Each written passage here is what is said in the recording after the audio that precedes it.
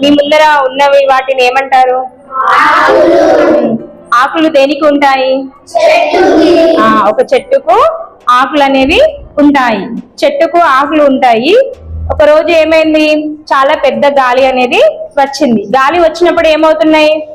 చెట్టుకున్న ఆకులని రాలిపోయి కిందికి పడిపోతాయి. అదే విధంగా ఒక రోజు ఒక చెట్టుకు ఒక ఆకు అనేది గాలి వస్తే కింద పడిపోతానని చెప్పి ఒక ఆకు ఏమని దేవుణ్ణి ప్రార్థించింది? దేవుడా, నన్ను కింద పడనివ్వకు, నన్ను ఇక్కడనే ఇలానే ఈ చెట్టుకే ఉండనివ్వు అని చెప్పి ఆకు ఏం చేసింది? దేవుణ్ణి ప్రార్థించింది.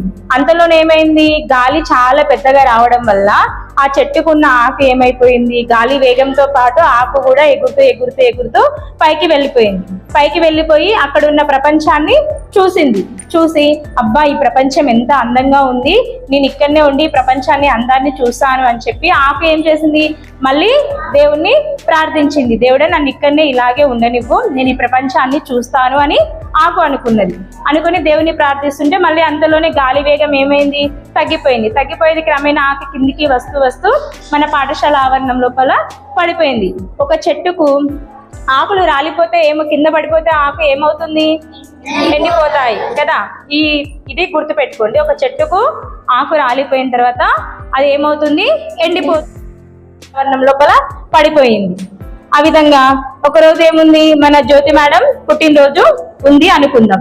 ఆ రోజు విద్యార్థులందరికి వాళ్ళకి నచ్చిన కానుకలు తయారు చేసి మేడం గారికి బహుమతిగా ఇచ్చారు. అందరి విద్యార్థులు చాలా సంతోషంగా బహుమతులు తయారు చేస్తున్నారు.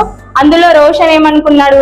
నేను ఏ బహుమతి ఇవ్వలేకపోతున్నాను మేడం గారికి అని చెప్పి బాధపడుతుంటే తన పక్కన ఉన్న ఆకును చూసి ఒక ఆలోచన అనేది వచ్చింది.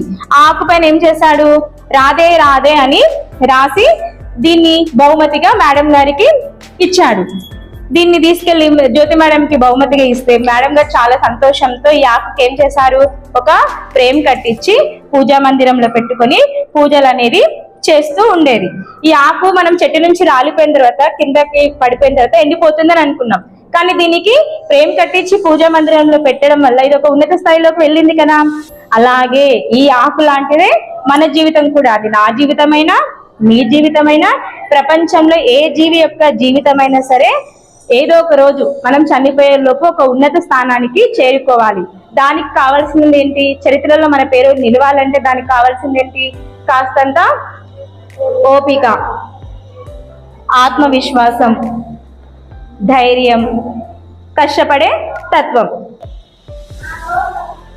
వీటన్నిటితో పాటు తల్లిదండ్రుల పట్ల, గురువుల పట్ల, పెద్దల పట్ల భయంతో కూడిన, వినయంతో కూడిన గౌరవం అనేది ఉండాలి. భయంతో పాటు బాధ్యత ఉండాలి, ఆత్మవిశ్వాసం ఉండాలి. ఈ 3 లక్షణాలు కలిసి ఉంటే మనం ఎప్పుడైనా సరే ఒక ఉన్నత స్థాయిలోకి చేరుకుంటాము. చదువుని కష్టంగా కాకుండా చదువుని ఇష్టంతోనే చదివితే చదువు అనేది మనకు వస్తుంది. ఇప్పుడు ఈ కథ మీకు అర్థమైందా? ఇప్పుడు మీకు రాదు అని మీరు అంటారా?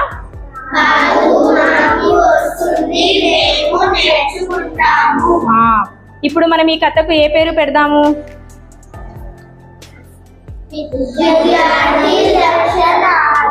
ఈ కథకు మనము విద్యార్థి లక్షణాలు అని పేరు పెడుతున్నాము. ధన్యవాదములు.